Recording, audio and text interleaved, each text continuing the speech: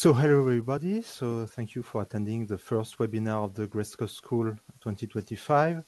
So I will briefly introduce the school. If you want more detail, of course, you can refer to the webinar of last week. But this is the first webinar with a topic that will be discussed inside the school. So unit test, philosophy and help on our applications. So first I will briefly introduce the school. So it's a school made in collaboration with CCFR, Centre de Compétences in HPC, HPDR, and Quantic for Europe. So with TerraTech, so with Karim Azoum and Marie-Hélène Prisma. And so the idea of this school is to have a big high-performance computing school at European scale. So we will have lots of lectures. So it's a 2-week school from the 23rd of June to the 4th of July 2025. And we'll have 2 weeks, 1 week for the CPU technologies and libraries, and 1 week for the GPU computing and technologies and compiler everything. And you can follow this lecture in 3 modes. So the first one is to attend the school to Annecy, as we did in 2024. So in 2024, it was a school in French, but we'll obviously do it in English for 2025. You can also follow all the lectures which are restreamed live on satellite site. So computing center, basically, which want to teach their colleague, or to teach people around them, or to make some publicity for them to say, okay, we exist, maybe we can work together on some projects, stuff like that. So we had last year 12 satellite sites, so mainly in France, but also in Belgium, in Morocco, and in Senegal. So over 4 countries. And so we have 9 teachers in this school. So you will see one of them here, Sébastien, for unit testing, but not only, of course, it's a school. So everyone is making several lectures in the school. So we have a trailer if you want to have a look. So to summarize everything much better than I just did, if you want to have all the details, all the technology that we will have in the school, so the idea is to have a large panel of technologies, so you can make your mind if you want to dive in the HPC world, and also if you want to have some expertise on one particular technology, you can follow basically one lecture or one day to go deep into one technology, because of course 12 days maybe it's a bit too much for if you don't have time in your schedule. So the idea is to be helpful for everyone. So if you want to attend the full school, it's okay. If you want to attend one day or several parts, it's okay. Of course, you will miss all the connection between all the lectures, because it's a full school. But yeah, you can do that. And finally, I must forget, if you cannot attend one satellite site or in Annecy, you can follow all the lectures in live on YouTube directly. So we will restream everything on YouTube. So if you want to follow that, okay, yeah. Nice giving you the link in the chat if you want to follow that. Do you sometimes feel limited by your resources or unsure how to maximize the potential of your HPC resources? Imagine a place where collaboration, creativity, and learning converge with high-performance computing. Welcome to Grayscott School 2025, Europe's leading summer school for HPC. Taking place from June 23rd to July 4th. Over 2 weeks, students, academics, and industry professionals from across Europe will explore the frontiers of programming while building a vibrant community. Together, we'll discuss programming and optimization on heterogeneous architectures, highlighting their respective characteristics and limitations. You'll have a unique opportunity to explore generic optimization methods, as well as the latest technologies and languages for achieving optimal performance. The school is free and open to everyone, and you can participate in person in Annecy, France, with the teachers, at one of our satellite sites in Europe, or online via our live streaming. You can choose from an intensive program or a la carte courses to develop your skills at your own pace. With the first week dedicated on CPU and the second on GPU architectures, you will study computational accuracy, vectorization, parallelization, compilation, memory profiling, unit testing, and the various programming languages C++, Fortran, Rust, Python, and Julia. In addition, we will study the MPI, OpenSHMEM, OpenMP, TBB, EVE, Kiwaku, Cycle, Thirst, CUDA, OpenACC, Vulkan, NumPy, Number, CuPy, CUNumeric, JAX libraries, and Legit, as well as computation with PyTorch and TensorFlow, and the G++, Clang++, NVC++, NV Fortran, G-Fortran, and DPC++ compilers. Throughout the course, you'll discover and use profiling tools such as Valgrind, Perf, Macau, Nsight, Malt, and NumaProf. Each session leads to a practical challenge, the simulation of Gray-Scott's diffusion reaction, which tries to describe how a chemical reaction evolves over time. Simple to understand, but complex enough to push the limits of optimization. Thanks to our specially designed Docker containers, you'll have access to a complete working environment to follow courses and exercises on your laptop or supercalculator. Throughout the program, you'll be guided by a dozen expert instructors, leaders in the field of programming and HPC. You'll have the opportunity to ask questions and chat with them live on Discord, so you can tailor your learning to your needs. Join our growing community of over 500 users to find answers, exchange ideas, take on challenges together, and build bonds that will last well beyond the program. You can also join the Gray-Scott School European network of satellite sites, not only to attend the courses, but why not become a satellite site yourself and host the school in your location?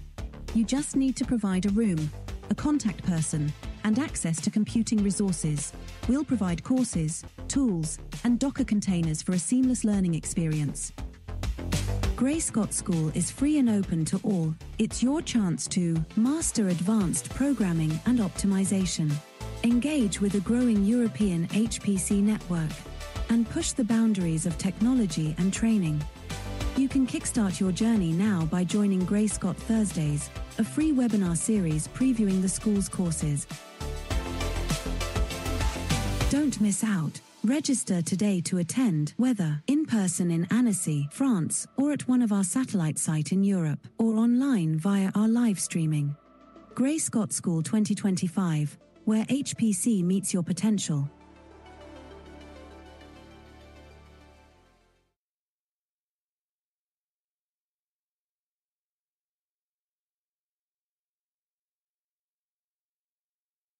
So I can give the floor to Sébastien. Hi everybody, so we are together for roughly 1 hour of presentation plus questions after that. So for the questions, don't hesitate to use the Q&A part close to the chat. On the bottom right of your window you have 3 dots, and if you open the menu you have the Q&A part where you can ask the question, and we will try to answer. So either following the presentation or at the end, depending on how it works. So today we will speak about unit test philosophy, how it can help on our application developments. And I will try to give during this presentation a bit the feedback I can give after practicing these techniques, this philosophy, for 13 years now. So I will mostly focus on the human aspects, not too much on the technical one, but more to give some hints on why it can be interesting to use this philosophy in your developments. So for the plan, I will first look on why I started to make this approach in my own developments. I will then give a little bit of philosophy. This will be a little bit the carrot of the presentation. I mean, why we are interested in this. Then we will move more in the details, thinking about testing methodology and giving my own feedback on my path about this in practice. So mostly the classes for which I'm looking this topic. And then if we have time, we'll try to give some timings to show that we can gain, in addition to the human aspects and technical aspects, sometimes a bit of development times also, because it's also in the loop in the end. So why I started to use unit tests? So once upon a time, I came back to my PhD time. So I make a master thesis in 2009 at the French CEA, and I was developing a Linux kernel module about memory management. And after 5 months of development, I was very happy because my module was working, so it was not so bad in the end. And it was fully working under my full KDE session under Linux. And of course, at CEA, our goal is to make numerical simulations. So the people from our team were coming to me and say, now we can try the real numerical simulation we have at the center, which is one big application of roughly 1.5 million line of C++ running on 16 threads, which at that time was quite, reasonable on the workstation we can have. So the director of the team was in my office. We started to run the application, and it launches. It runs for roughly half an hour, which is the timing we plan to run about. It started to save the data, so I was dancing in my office because everything looks to work. And then just before exiting, kernel panic. And of course, this is not so fun because now kernel panic, it means that you have no way to debug anything because your system is totally crashed. And you have to enter in a painful debugging way, which is dumping a log of every calls which is done to my kernel module and try to see what is happening during this path. So this is a lot painful because there was at least 65 million calls to my modules, and I needed to find what was the wrong call in the middle of that. So I finished by finding the solution, but those 2 months were really painful. And later I started my PhD, which was as a goal to make parallel malloc for this application in practice, also NumaWare.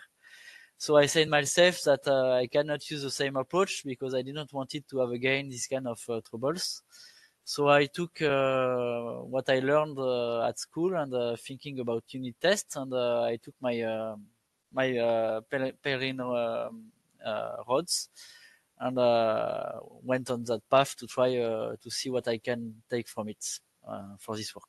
So the feedback I will give is now, since this time, the time has passed, 13 years roughly, with 4 years in Scrum in industry, in a team. So I made a lot of projects, personal and industrial, with unit testing, which is roughly 17 projects now. I mean, mostly personals for the small one, plus some bigger one. And also I have the chance to experiment some projects in industry without unit tests. So one of them was a big one, 150,000 lines of code with 50 developers. This shows also another way of working when we don't have it, how we feel by comparing the two situations, when I have and when I don't have. So I will try to give my feedback about that path. So let's now focus on the philosophy. So I will first go out in real life to try to give some points on the approach. So I will come back in history, and in 1945 at Hanford in the US, people wanted to make plutonium, and so they make some big reactors. They take some water and put them in the reactor so it makes the reaction activated, and dump the water out, because at that time, of course, we wanted to go fast, and the ecology was not yet in the questions. The waste, of course, which are produced need to be handled, and the way to handle those waste at that time was to make a hole and to dump everything in the sand. Let's say it costs something like 12 people, an excavator and a truck. Cheap, fast. For the liquid waste, some tanks in the sand, and it's fine. But 55 years later, there is some problems because now those tanks start to leak, and you need to do something. Price of this, let's say, is a small mistake. Some reports has shown recently that the work will be activated on the site until 2090 and will cost for roughly in total, if you sum all of the years, between 300 and $600 billion, which is quite a lot for something you wanted to make fast at the beginning. This is what we call in software engineering, something we have in software engineering, which is quite often. This is what we call technical debt. And if we came back to software, which is what is interesting us here, there was Capers-Jones in 1996, which make a large study about the cost of solving some bugs in software. And he shown this curve. So here I will not comment all the charts, but I will mostly focus on this purple curve, which shows that when you are coding, resolving a bug costs not nothing, but something small. But as long as you are progressing in the development, you will see that correcting the bugs, as long as you are going closer and closer to the release time, the price of solving the bugs are increasing. So you need to find some ways to balance this, which you see that here there is some keywords which are postponing: unit tests, function test, and system test, which is one way of introducing some automated tests in the path of the development before delivering the product to the clients. And we see also that once the product is delivered to the clients, which is a point which is interesting the more myself here, is that it costs roughly, I mean, it depends on the project, but for the average project which has been taken by the study, $16,000 to solve one bug. We can understand this because once the project is deployed on the client side, you need to discuss a lot to make any changes, and everything is in production. You cannot make a delivery every second to make the changes applied to your clients. Also, you have all your stuff done inside your software. So if you make one change, it probably impacts some things outside of your software, and you need to discuss with all the people involved in the path. So let's now say that probably testing is one of the good approach. So let's think about this testing philosophy. And again, I will first start my presentation by staying on real life. And we will think for a few moments that we are a car developer. So we are building a car engineer, and we will focus for ourselves on the gearbox.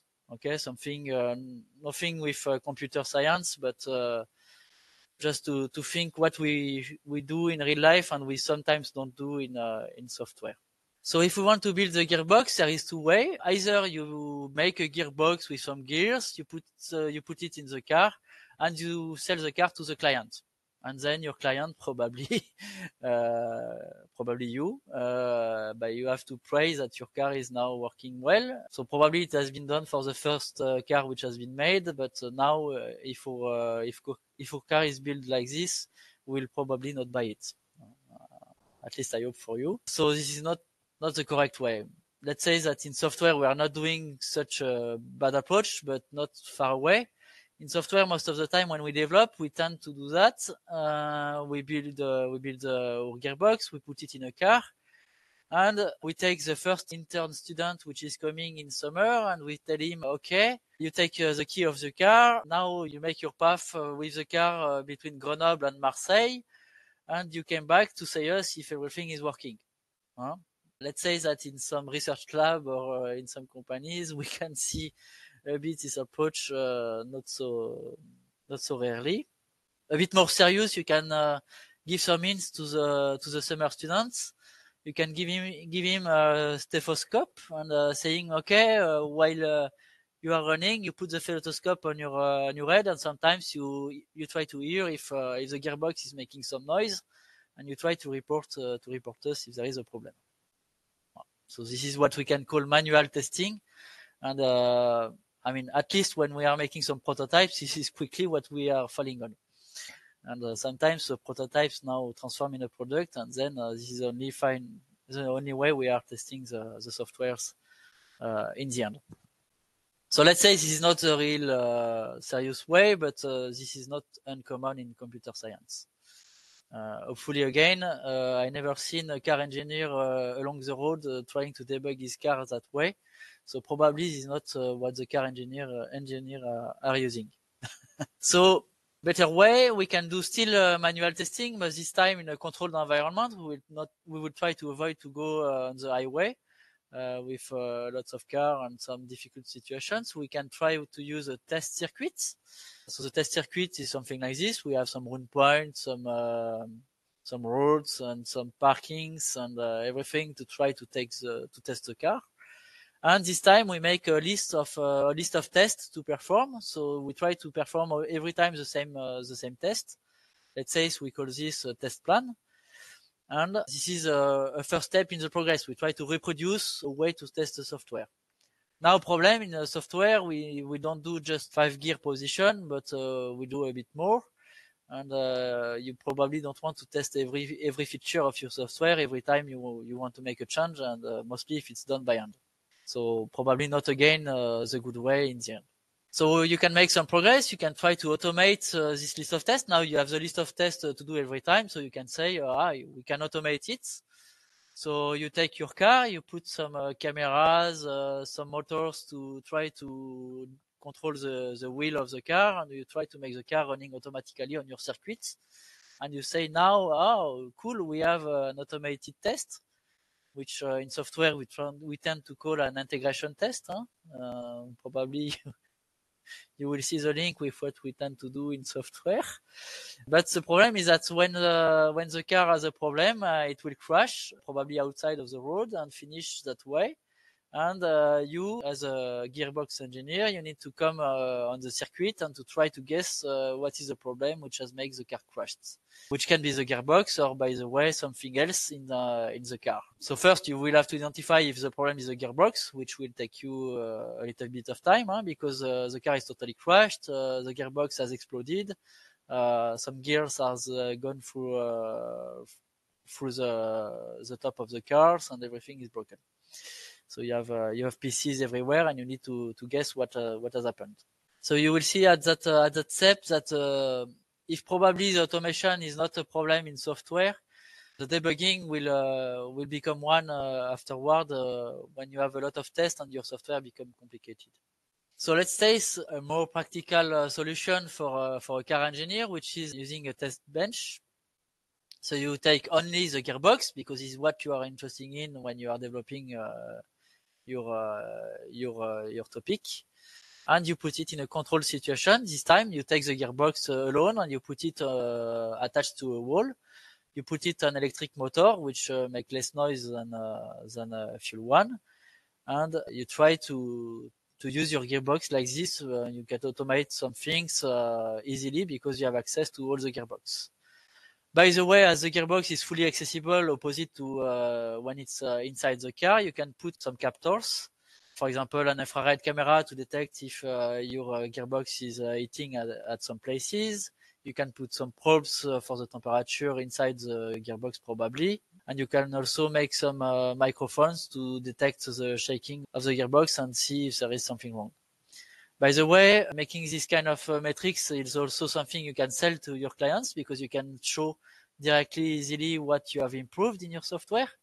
And you will also be able to convince yourself that you make some progress and not going in the wrong way. So let's notice the continuous transition, because in this unit test philosophy, we start with one gear, which is a unit test. We test a unit, one gear. Then we test 2 gears. Then we test 3, 4, 5, 10 gears together. Then the gearbox which we can call an integration test. We test it entirely. And then we have the end-to-end test, which can correspond in our image, testing the gearbox in the car to have everything in place in its final environment. So people tend to have these three words: unit test, integration test, and end-to-end test, which let's think that there is a kind of big split between all those three words. Personally, I prefer to think this as a linear and contiguous transition between the minor unit test and some unit tests which test a bit more, and some unit tests in the end which are still integration tests but test everything. So me, I try to prefer to see this way of going fluently from one step to the other. Even if in the end, probably for the end-to-end test, you will use some different tools than what you use for the first parts. So what is a unit test? I mean, when you want to run, for example, this is in Python, you can use PyTest to run your unit test. So let's say you have a particle class and with two tests inside. So I run PyTest and I get a result saying that everything is green, everything is passing. So I don't need more at that step. Everything is okay, so I can continue to code. So what is a unit test? A unit test, this is something very simple in practice. This is most of the time just a function, which in most framework is called test underscore something, and which have some assertions where we will test some properties of our function or object when we are calling it. So here, for example, I'm testing an absolute value and I will take three values, -10, 20, and 0, to test the various cases which happen with this function and to test if it reacts the right way. We can do, so of course, some more complex tests. Let's say we have a particle, so this is more for physicists. Some other computer scientists prefer to take the turtle, but we will take the particle here. So let's say we place the particle to position 0. We will test with an assertion that it's rightly at the 0 position. And we will move this particle and test again that now it has been effectively moved to the position 10. So this is a very simple test, and this is what is used in the examples in most computer science courses, which is not really what we have in real life. We will see, but this is already something to understand what is unit testing. More closely to real life, we most of the time have different objects which interact together in an application, and we can take another example, which is now the next step of the particle, is to take two particles, one going in one direction and one going in the other direction close together. And of course, they will collide. So this is for physicists from CERN, for example, this kind of example. And we will test that the collision has effectively happened, so that there is a collision. And we will test that the particles in the end is going in the other way altogether after going in their collision. So let's say that this is a bit more complex unit test. So of course in real life the unit test will become a bit more complex, but if it's far more complex, it's a problem. It's that you are going out of the unit test philosophy. So if you want to make unit test, you need to have some unit tests which ideally should stay simple, because when you want to debug your unit test, you need to understand quickly what it is doing.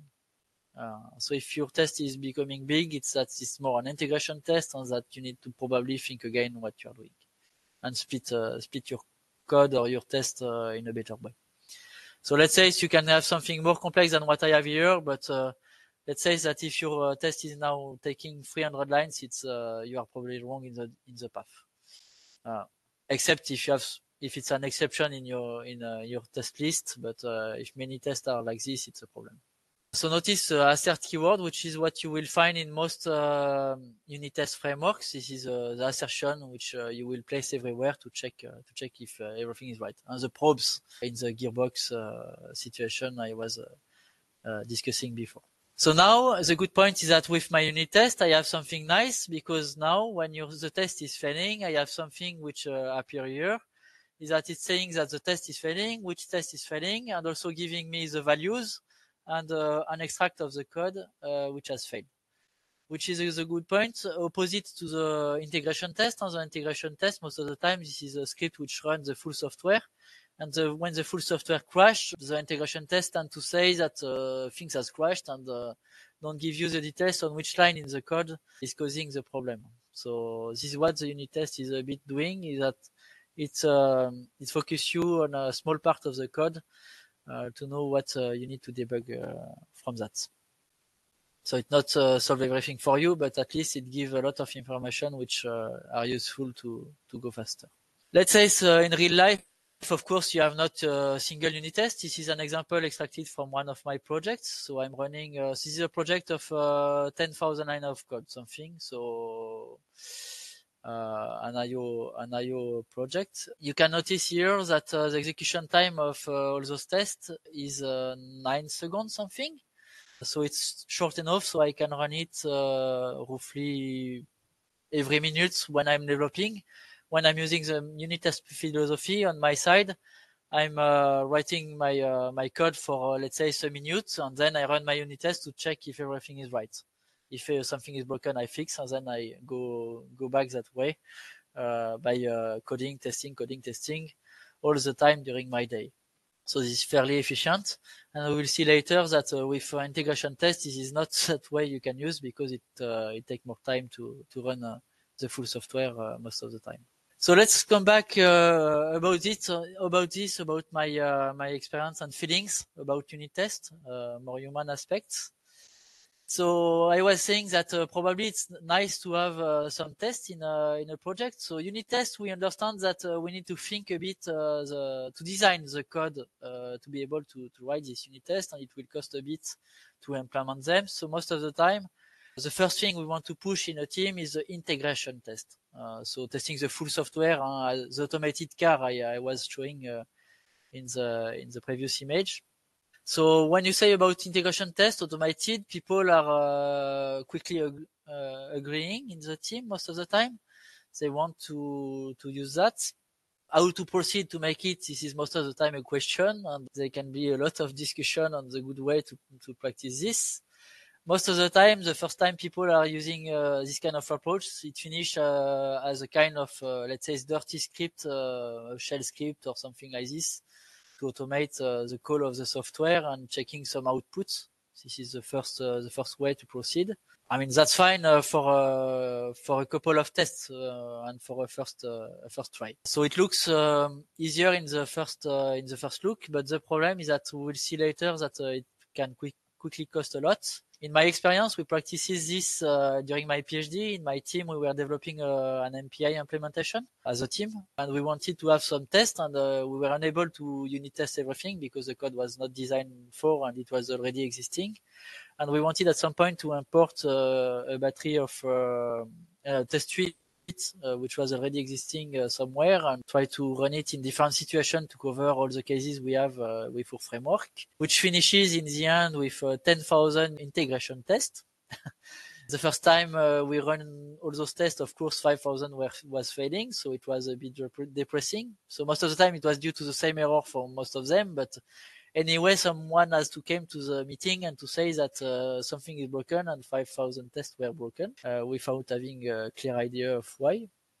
And what is more a problem is that running this test suite was now taking 1 week, because every time we needed to launch the job on the cluster for every test, so 10,000 jobs to send and to wait all of them to be finished. So it was a long running, so it was a bit depressing and hard to debug. So in the end, there was just a couple of people in the team looking really on the test suite, and we are a few to look on it. So it was not. We win something because in the end we solved all the problems we have seen with this test suite, but it was a lot of efforts to make it running. So let's say it was buyback, not a mistake because we win something, but something very costly. Let's say it's another situation. It was in a Scrum team, so it was a Scrum which was a Scrum project which was not using unit tests, only integration test when I arrived. And the test suite at that time was a bit more reasonable than the previous project, but it was already 40 minutes. So let's compare. I was saying in my own project it was 9 seconds to run the unit test, and in practice the unit test list I was showing you in the previous example is an equivalent of this project. I mean, a bit simpler, but an equivalent. So let's say that with unit test, you passed 10 seconds to test, and with integration test, we were passing 40 minutes to test everything. So I'm not saying we should not do any integration test, but doing only that is a bit questioning in practice. Because also the complexities to maintain this integration test was a lot of efforts. The maintenance was in practice 1.5 developer fully dedicated to this during the project. And this over a team of 15 developers. So let's say 10% of our team was attached to maintain the test suite. The more funny thing is that the company did move the CI environment to something else. And there was a lot of issues to make the migration during this, a lot of problems, because of course, when you have automated your test with the cars, with cameras, motors, everything is fine when you have a fixed environment, but when you change the environment, it starts to become very, very difficult to make everything working again. So in practice, the migration of this test suite has took 5 months for the team. So not the full team dedicated, but let's say it's a good quarter of the team dedicated to migrate the test suite. This was again a lot of efforts where for the same project I was making, a close project I was making. The 9 seconds of unit test was taking 1 week to port in the new environment because we were having some other troubles with this new environment. But 1 week versus 5 months, this is what it costs in the end to port with your ARM, your test suite in practice. Yeah, I mean, it was simpler to create at the beginning, but after that, it cost a lot. So at some point we can say, yeah, but okay, integration test, this is not, I mean, some integration test is fine, but we should have something else. So unit test. Okay, unit test. So you come to the team in the morning and you say, okay, probably they have seen, you send them to see this presentation and you motivate them to make unit tests. The problem is that everyone is understanding that now you need to make some efforts because you need to write the unit test and probably you will have some problems because the code is not designed to support unit test. So you will be slower at start, which in the today world is not so easy to sell. And in practice, as you need to make some efforts and learn something, it's a bit harder to push in the team when people are not already aware about this methodology. And also, let's say, to be honest, that unit test is a bit hard to introduce in a pre-existing software. This is one thing also. Try to get the chance when you have a new software to write to take the methodology from the beginning. And there is some first kill sentences which comes when you try to push this kind of philosophy in a team. This function, this is too hard, so we will not test it. This one, it called too many others, so it's hard to test. Too many objects to be called in this function, hard to test, so we'll not do it. This one, it's very simple, too simple, I don't need to test it. And this one, please don't touch this code, don't change anything in it, so you can test it because it was very hard to make it running, so you don't want to break it. So this is something which happens most of the time when you have a pre-existing software without unit test and the people not knowing the methodology. And this is one of the killers to make this approach in a team. So you need to take some time to discuss with the people to motivate for this kind of approach. So let's say it's about myself, because I was getting courses at university like this from my teacher, and they said, yeah, unit test is fine, showing the turtle example, I mean the particle example. And I say myself, okay, yeah, but I want to use that probably in my software, but my software is more complex than on turtle. So how I can really practice this? This was a question for me. So I was not really convinced at the beginning, to be honest. And I tried. So I took one of my software I had, a personal one, and I make unit test in it. My problem is that this software was already existing, so I have everything. So I have the impression to lose my time because I was thinking that my software was already working. By the way, I was discovering that it was not really the case, so it was a bit frustrating because I was seeing some bugs in what I wrote. So it was hard in practice because my code was not designed to be able to make tests. And for this first try, I was not really seeing the benefits to make this test. And to be honest, with the feedback I have now, I already had most of my code, so it was painful to not have the real gains of a unit test. So let's say it's to give a small image in real life. It's a bit like if people are saying me that making a marathon is a good thing for my body. So I tried to make a marathon thinking that I will feel better myself. And after 5 minutes of running without breathing, I was saying that I was tired and totally broken along the road. But this is probably because I didn't use the good tools and the good approach in my test. So I will try to say that to benefit from the unit test, you need a bit of discipline. There is some things you should ban from your sentences. For example, there is one thing, as I said, saying that this is a POC, I will make my test later. This is a very bad idea. Very, very bad idea. Why?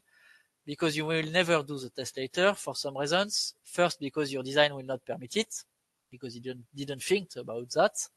If your gearbox has not been planned to be attached to a wall, nor to have an electric motor plugged on it, nor to put some probes, it will be very hard to make your test bench. Also, when your program is running, we are like this in computer science. Once it's running, we want to do some new stuff and move to the next step, and not came back to make only testing for weeks. Nobody is happy to make unit tests for weeks. For example, if you develop for your POC for 1 month, it will take at least 1 month to make the unit test, and nobody is happy to make unit tests for 1 month. This is something, I mean, in real life for electronics or this kind of stuff, we are kind of happy to make it. For computer science, let's to be honest, that we are a bit less kind to accept it. The more problematic things is that in practice, it finishes that you have said you have a prototype, it's running, you have shown to your colleagues what it's doing, and then now your boss has probably sold it to a client, and now it's time to debug it and to make it running because you have probably 1 month left to get everything in place. If you are in research, it's a bit different. Probably your boss didn't sold it, but your boss have told you to make a paper, and now you focus on the paper. This is, let's say, is quite the same. But from my experience, it's also that if you do your test later, you also lose half of the benefits of the unit test. So what is the benefits of the unit test? Because when I started, I was thinking that the benefits is testing. I mean, being sure that my software is working, but I understood after time that in practice, it's also something else. So as I said, it's testing. For me, it's 20% of the interest of unit test. The 80% which stays are something else. First thing, it forces you to make a design because you cannot make a unit test if you don't have a design. So you are forced to make a design, which will increase the quality of your software by default. For example, one of the common example when you are making unit tests, global variables are a very bad idea to make unit tests. So you will quickly understand it by yourself when you write your unit test that it's a wrong pattern, and you will time after time try to remove all your global variables from your design. So it's also a good way to progress by yourself. It makes a specification of your code also, because now you have a documentation for every function and how it is used in a simple context. So it's also documenting the internal API, not only the external one.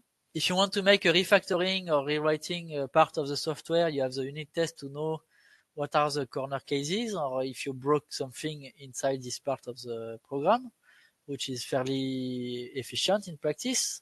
Because without unit test, if you pronounce the word refactoring at the team meeting in the morning, you will have probably everything in a hurry in the team.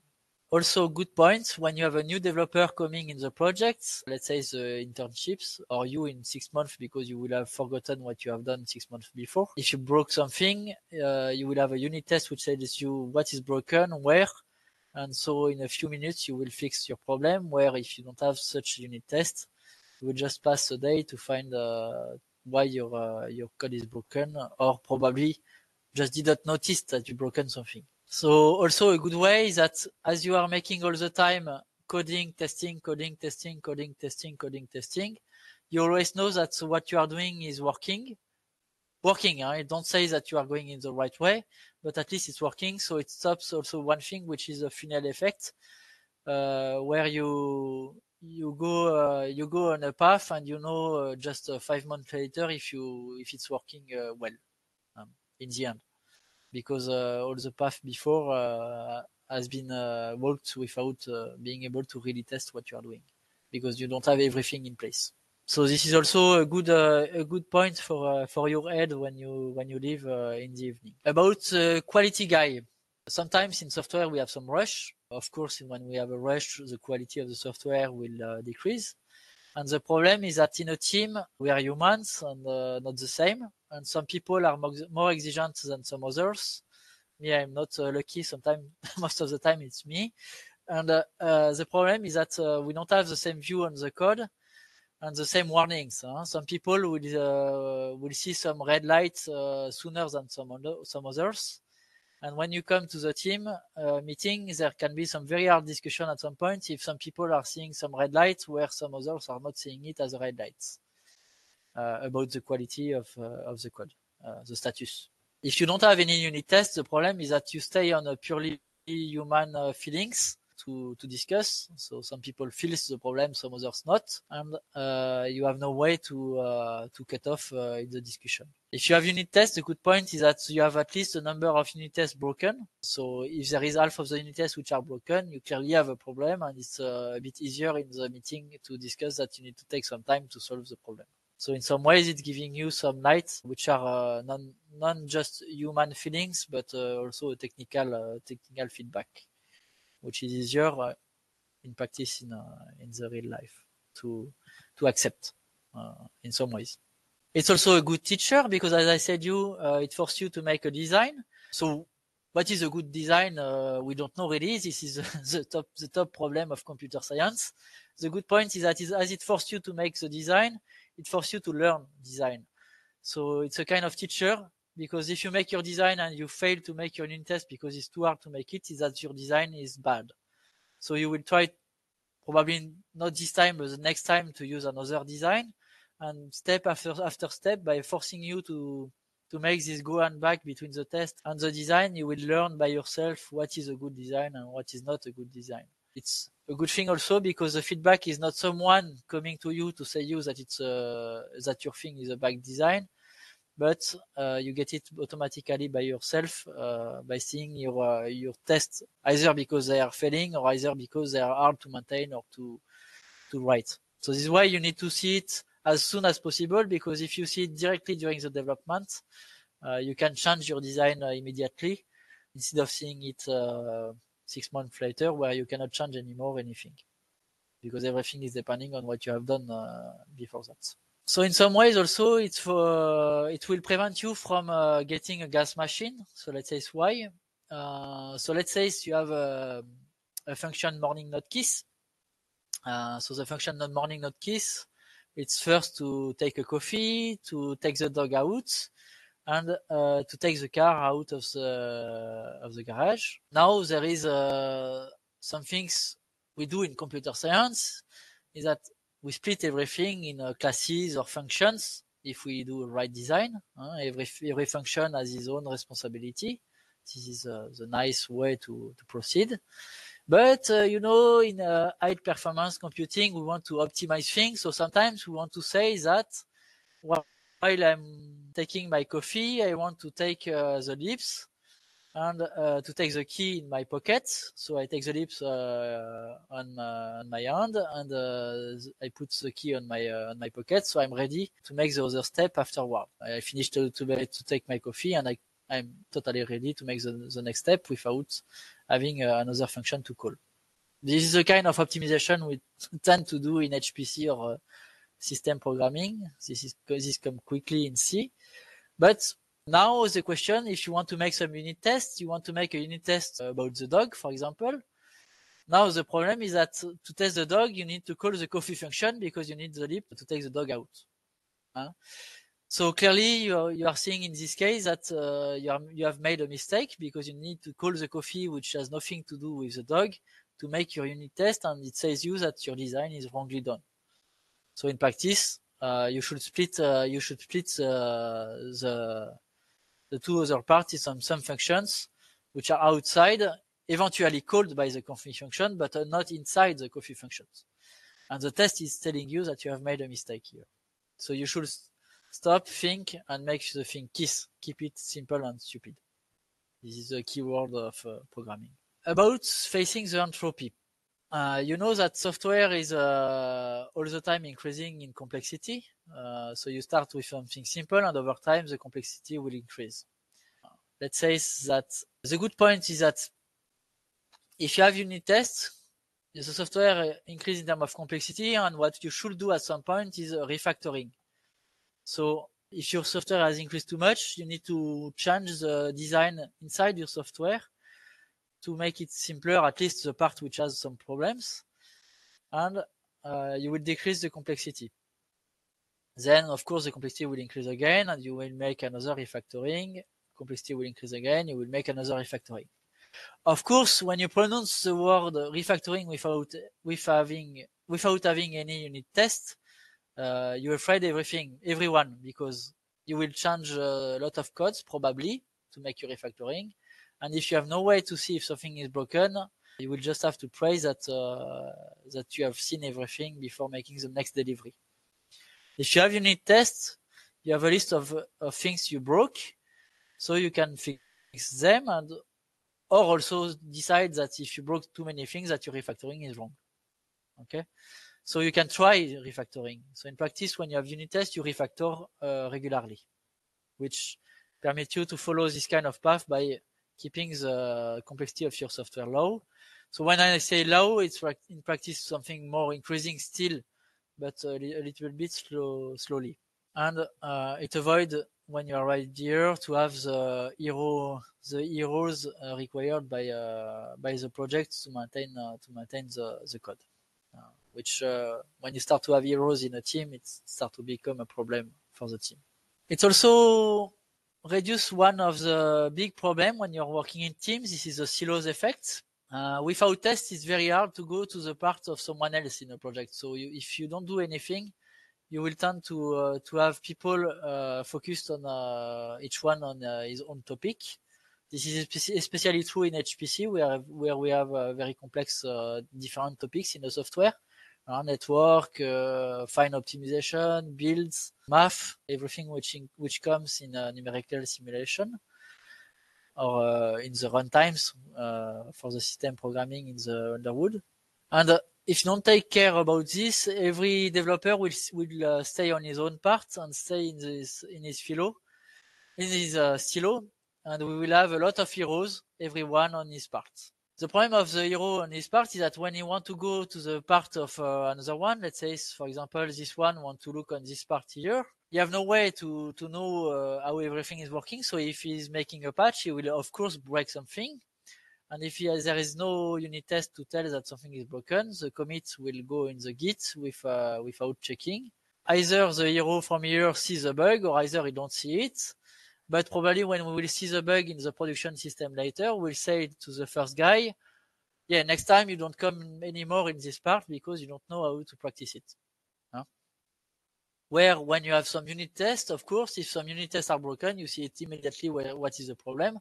And also if this guy, if the first guy is not knowing the second part, he will also probably get quickly some feedback on how things are working, so will also be more efficient on this part.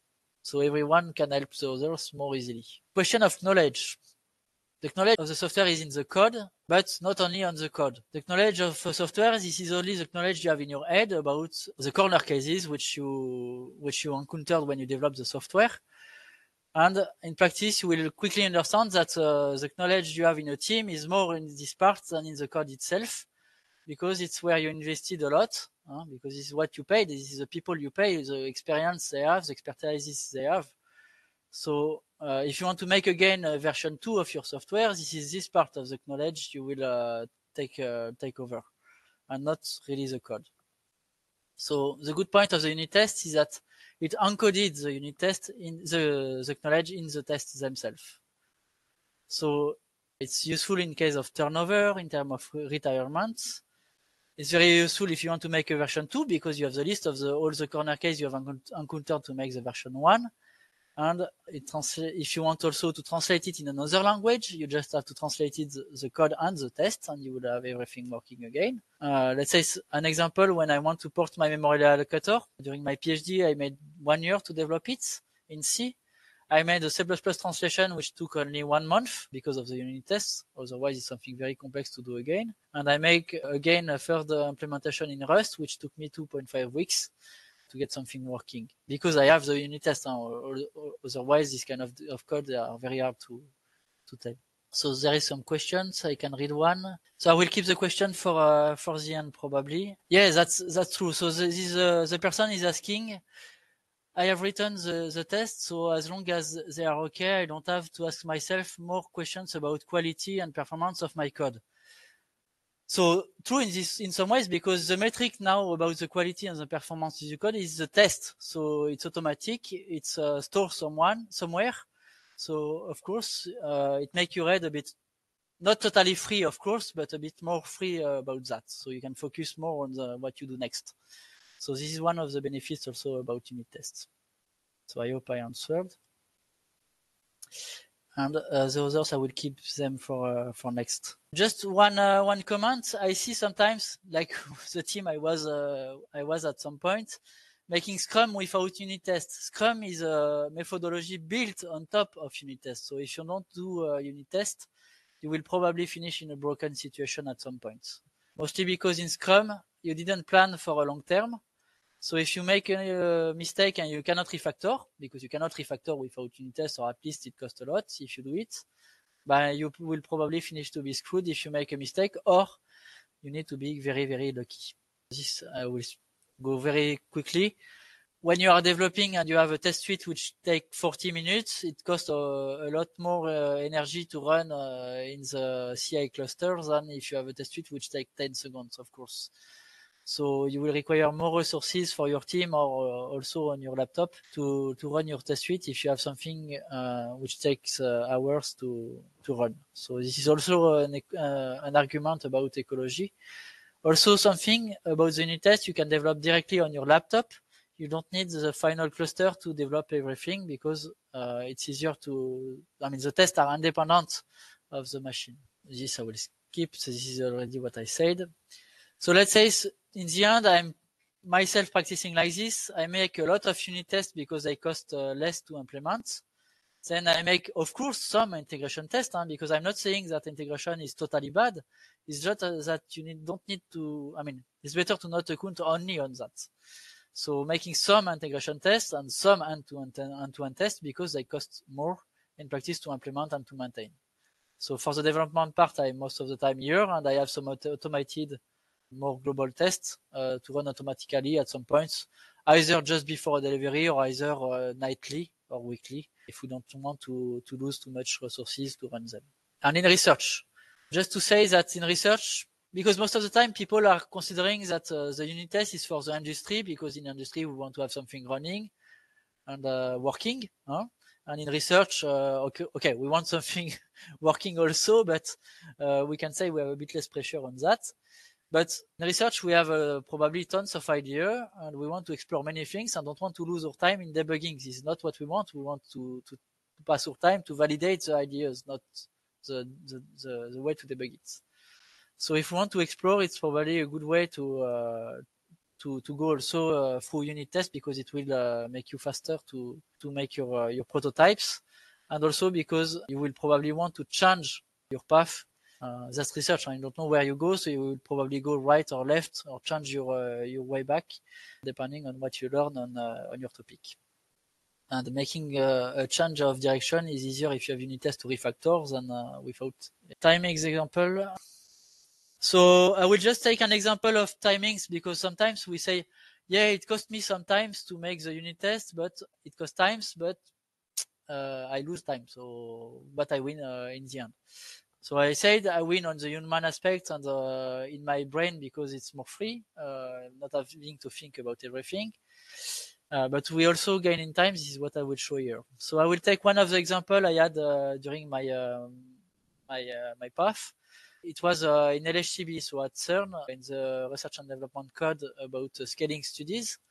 So the goal was to transfer 40 terabytes of data going out of the LHCb detector. This is what is now in production at CERN. And to take over this 40 terabytes of data inside 500 servers, saturating the links of an InfiniBand network at 80 gigabytes per second for a network going at 100 gigabytes per second. Something challenging, huh? And to send the data aggregated on this 500 servers to 3,000 servers. So let's say 3,500 servers which need to be controlled and the data spread over them. So of course for that we developed a prototype to evaluate this technology and if we were really able to make it. So there was a first prototype which has been made and the different parts of the development of this prototype has been plotted here in red for the first version without unit test, and in green for a second version I made when I arrived with unit test. So what I want to say here is that, okay, don't take those numbers as exact numbers because I was not the first developer of the first version, so you compare two developers and me as a second developer which already has a first prototype. So this is not exactly a total comparison, but it gives some kind of hints. So for the core developments already I went 2 months. This is what we can see here. Let's say I didn't really win it because I have a first version. So the 2 month win, I win was more because I had the first version as a reference. For the LibFabric driver, I win 2 months. Here it was a real win because it was very hard to do the patch in the first version, where in the new version it was very easier, mostly because I didn't have to test the base code in a real server, but I was able to do it totally on my laptop. What is more interesting is the TCP version. The TCP version, it has been made first by a network expert, which was someone with a lot of expertise on network programming in C. And the version 2 has been made by someone with very basic knowledge in C+ programming. So we can see that even with someone less expert, we have took less time to make the implementation because the design was better, because there was some unit test also to help him when he broke something, and also to help myself when I was helping him to quickly see where the mistakes are coming when I was in front of his computer in his code. So it's already a big win because even if I win just 1 month, I also win on the human aspect because with some person less expert, I can still do the things, and it's also very interesting and very important when we're working in a team. For the InfiniBand verbs, the version 1 has been made by a student which has made an InfiniBand simulator before. So it has taken 11 months to be made because the design was not permitting it and the debugging was very hard. Myself, I had also to lose some months to debug this version. And the version 2 has been made by someone which has no MPI, no RDMA knowledge, a bit of C++. It was a PhD student working on GPUs, which came with us at CERN for 2 months. So he didn't know the project, he came for 2 months, and he was able to make the driver in 1 month, plus 2 months of performance testing. And then myself, I made some tests with his driver on a 200 server cluster, let's say 3 months later, and everything was working, no bug. So let's say here I win directly in a possibility to collaborate with some people easily and also to get something working as soon as possible to make my research, because this was the goal to test the thing and not to debug the software. OmniPath, same thing. This is myself which has made the implementation the second time, so it's a bit hard to compare because I already had the experience of the first one. But anyway, I win 4 months to make the work. The good point also is the failure recovery, because if some people has already tried to program failure recovery in InfiniBand between servers. It's one of the challenging things to make in a network.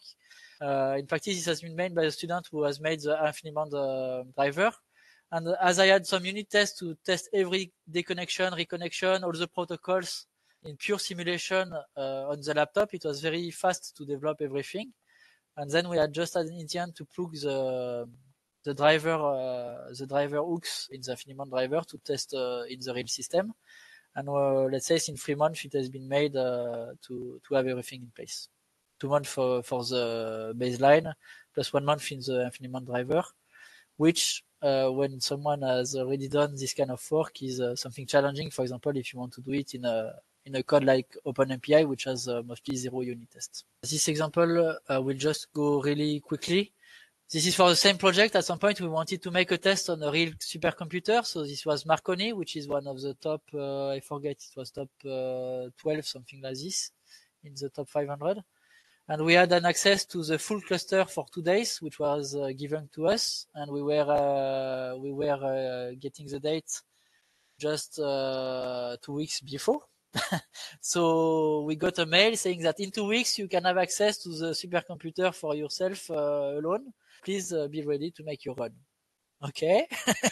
So we went there. It was a cluster with a new technology, which was OmniPath. This was the first cluster installed with this technology. I mean, the first big one.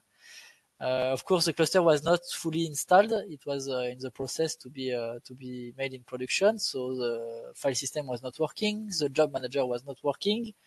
And we arrived on the site to connect on the supercomputer, and the people, the administrator, as they cannot do anything during our tests, they come in the room with us to look on what we were doing. So everyone, let's say 6 or 7 people, were in front of me looking on everything I was doing, and plugged my my computer on the projector. And now, please do your test. Huh? Demo effect or not? Of course, thanks to the unit test, there was no demo effect, and everything was working, and we were able, everything. The problem we had were due to the machine mostly. We plan to have during this test in practice. So you can see also that for research, you gain something. You can go to make some tests in real cases, to expose you to complex cases to make your research. So let's conclude. This I will skip. So I will just give you some timing rules. I said don't make a POC without making unit tests. This is not totally true. Myself, I allow myself now to make 2-3 weeks of coding without unit tests, but then if the project is interesting, I stop myself, I make the test, and then I continue for a month, depending on the duration of the project. If you know that your project is going for a long time from the beginning, please try to start the unit test from the starting point. This is far easier and far better. Let's say, honestly, for the 1 or 2 first month, you will be slower than if you don't do unit tests. But then you will see later that you will win on the path, as I shown in my example. For the coverage, sometimes we speak about test coverage. I didn't discuss it technically here. But let's say it depends on the language. In Python, targeting something like 90% is reasonable.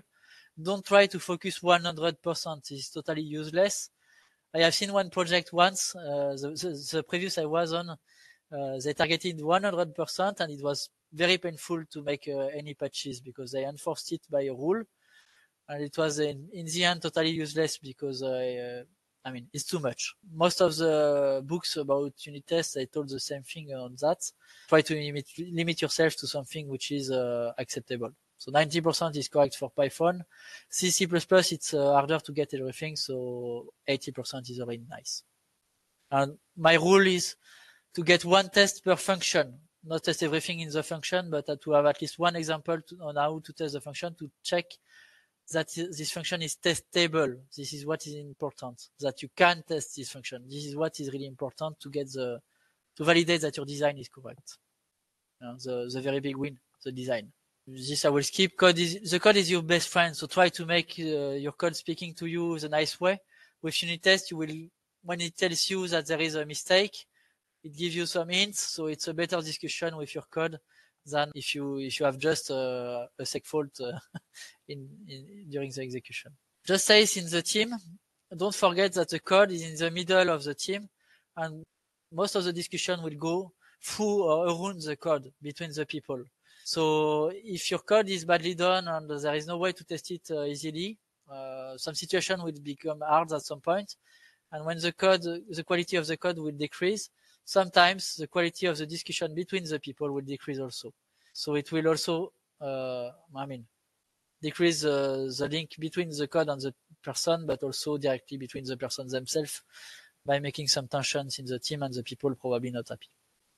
So taking care of the quality of the code is something not only for quality, but also for the health of the team, of the people. So to conclude, just think that you are in a software, so in a virtual environment, but some things can be compared to the real life, and you can sometimes compare what you are doing and see that in real life you will probably not do the same way than what you do in a virtual without thinking, as the car engineering example we have seen, because it has no sense to make a car without making some unit tests in practice. But in software, we have software without. We tend to think that making integration tests costs nothing because this is virtual. This is not true because on long term you can pass a long time to maintain your test suite. So take care of you by making a clean test suite. This is important. In research, if you want to explore, you don't want to lose your time in debugging. So it's also interesting to make unit tests in research. This is not only for software engineering, for industry. On the human aspect, so this is something I have seen in unit test also. For yourself, you gain a lot because you are more free in your head. You progress in a kind of slower but faster way at some point. At least you are more healthy on your code. But if you are more healthy yourself, you are more healthy also in your team. So your team, you will be more happy. So this is something you need to be patient because the first time you will make unit test, you will be probably a bit afraid. But take your time. Step after step, it will become your friend and something you cannot work without afterward. Thanks. Thank you, Sebastian. So we have 7 questions left. So I'll pass through every question. Thank you very much for this clear, interesting, and entertaining presentation. I have several questions which I'm sure are a bit naive. So first one, is the unit testing approach suitable for scientific computing applications, numerical simulation, or physical phenomena, where it's difficult to have analytical or reference solution for simulated phenomena? Yeah, good question. So this, I don't yet made test myself on the math part, so I still have questions now to do it. The thing is that in a numerical solution, you first have two things. You have the maths themselves, which probably are not so easy to test by themselves. But all around, you have a code which is, for example, handling your mesh, handling your communication, handling your IOs, handling your file format, handling your configuration. And all of this part of the code is testable in terms of unit tests. So already, if you don't add bugs on that part, you can focus on what is your job in numerical simulation, which is your math. So I would say, at least if you can test everything which is computer science in your numerical simulation, you already make a big win compared to if you just write your simulation without testing anything. Then for the math part themselves, this is probably your numerical knowledge, which is, where you have your expertise as a numeric people, if this is your case. This is how I will answer on this. Okay, second question. What about the qualitative dimension for testing? A test, whatever it is, it will never test all possible bugs. So the problem shift to how do you build the most relevant tests? I suppose this is very project dependent. Yeah, true. And that's a good question also because, as I said, this is what I focused at the beginning when I was making unit tests, is to test everything. Every corner cases, every problems which can arise with my algorithm. And I understood in the end that what is important is not to test everything in terms of cases, but to test some cases to validate the design. As I said, the very big win is to force you to make a design in your code. So make such that you have 1 or 2 tests per function, not testing all the corner cases. This is not required. And once you encounter a bug, you add the test step after step. Every time you encounter a bug, you add a new unit test, so you didn't regress on this bug. I think this is in terms of balance between time to invest and time to win, what is the good balance? Because if you try to test every corner cases from the beginning, it will cost two things. First, it will cost you a lot of time to make it first, which will probably not make a big win in the end. And also, if you have to make a refactoring during the first phases of the development, you will pay a lot to support all the tests. So my recommendation is during the first phase of the development, make at least one test per function or a group of functions, depending on how your code is done. And then to enrich the test afterward with the bugs you encounter to not regress on them. This is how I balance myself on this topic now. Okay. Third question. What approach should you take when all the unit tests are okay, but the integration test is broken? So all the tests are okay, but the integration test at the end is still broken. But then this is a problem of the integration test, because the integration test didn't tell anything on what is wrong. This is a problem with the integration test. If the integration test is broken, but then you have to. I mean, broken. You mean in what way? Because there is two ways of broken. I mean, it's broken in its design, or broken is because there is a bug. If there is a bug, I would say try to understand the bug and make a unit test which reproduces the bug so you don't have it again. If the design of the integration test is broken and take too long, for example, or something like this, to be seen if you keep the integration test. I mean, if it shows a bug, you need to fix the bug, of course. But sometimes the integration tests are so complex that the bug is not always in the program itself. It can be also a problem in the integration test. I have seen this. The Scrum team I was working on, which was making only integration tests and not unit. Let's say a quarter of the time, the problems were not rising from the code itself, but from the test suite. And in this case, the question is the test suite so useful? So as we didn't have any unit tests, yes. But if you have unit test aside, probably keep your unit test and rewrite your integration test or rework.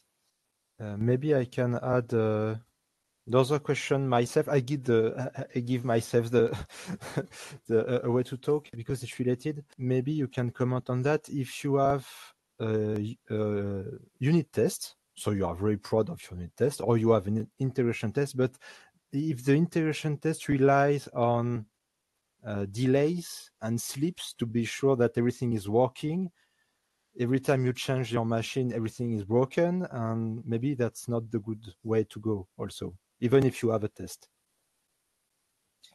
I can probably present one slide more. Yeah, one of the problems you will have if you have a broken test environment, which is an integration test. For example, you have a project with only integration test and you want to introduce unit test inside this project. So of course you will not be able to do unit test everything. This is not true. I mean, if you don't have think about it about the beginning, it's probably wrong to. Wrong. You will have to invest too much time to get it for the full software. But what you can do is to start from the leaf function. If you want to train yourself on your software and you don't have one which already exists, when you have some work to do on the leaf function, try to make the unit test because here it's easy to do. And for the top function, but then you have the integration test and you have to accept that situation is what it is.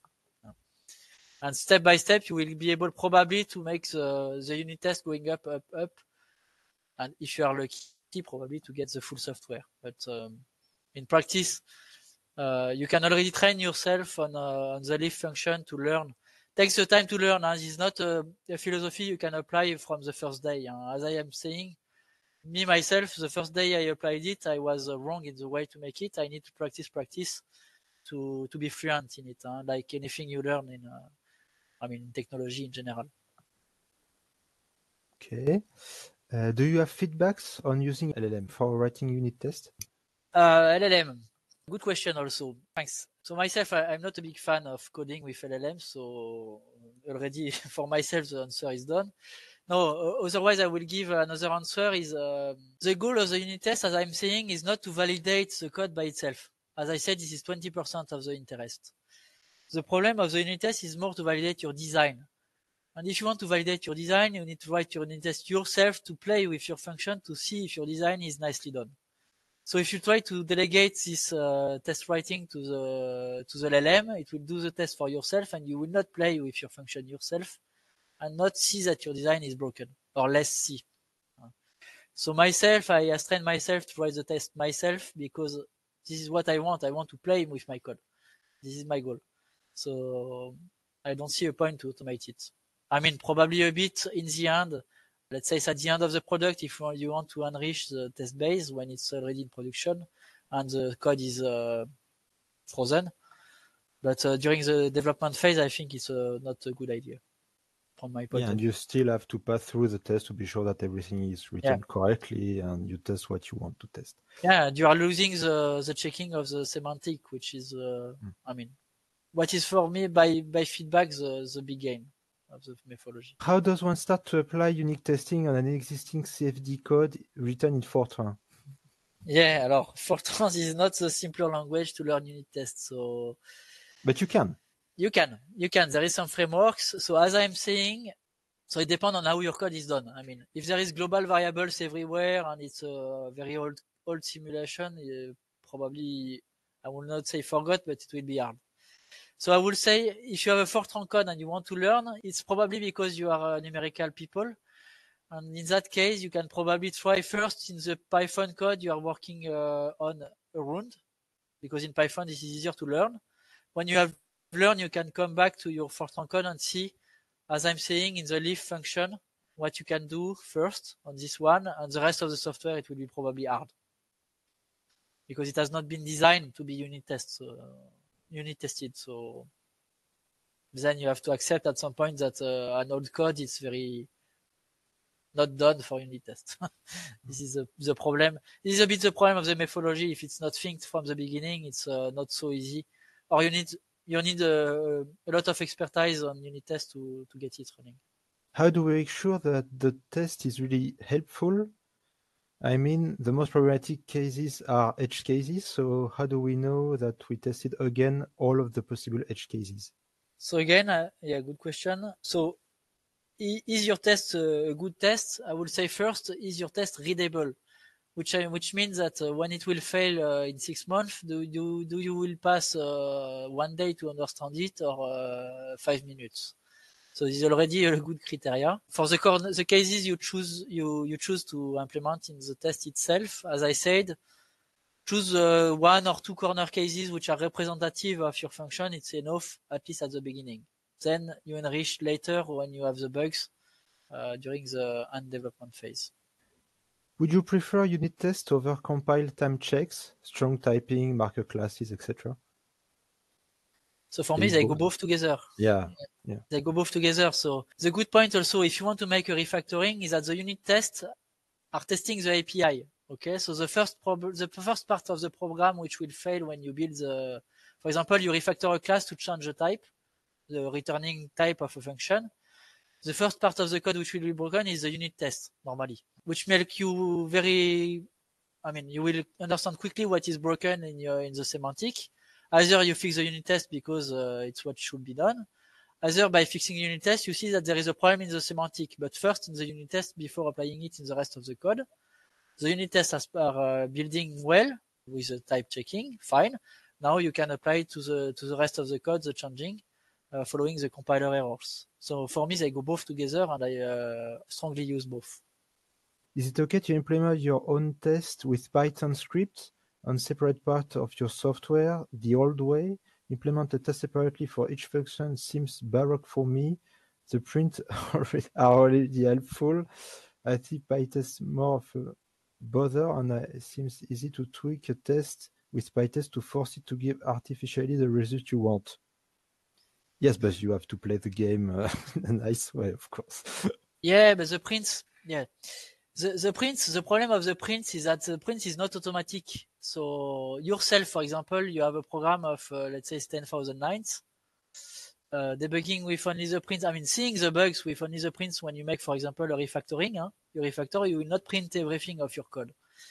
So yourself, you have written the code, so probably you know it well, but let's think about your summer student when it comes, or your new collaborators. They don't know everything in your code, so it will be very hard to debug. We will see during during the school, I make an exercise about this to feel how it is to have or to not have the unit test. And this is an interesting exercise to make. And you directly see the difference in half an hour. So we will see this during the school with one of the things, with an example. And also with print, the problem is that in 3 years, or if your software live for 10 years, in 10 years you will have forgotten what should be print. So if the value 3 become a value 2, you will probably not notice. Yeah, that's the problem of the print. You check by eye what's supposed to be the result, but you don't want to read everything each time, of course. Yeah, that's it. You don't want. The good point with the test, when I launched the test, it's this is what I was showing. I want something to be green or to be red. If it's red, I want to know what is broken. If it's green, fine. I don't want to read anything. I mean, my brain has to think about other stuff. What I should do next in my code, not each value which should be printed by it. So I think that's it, because the other questions were already in the Q&A part. So yeah, thank you for the nice seminar. Good day to all. Okay, so I think we can end up here. So thank you, Sebastian, for this presentation. So I will do the editing tomorrow, and normally next week you should have the replay on YouTube for those who cannot attend this right now. So thank you again for coming. Next week we will talk about CPU architectures, so cache, vectorization, stuff like that. So if you are interested, so you can have a look in the schedule of the webinars. Yeah, thanks for coming, and see you next week. Bye. Bye. Thank you, everybody.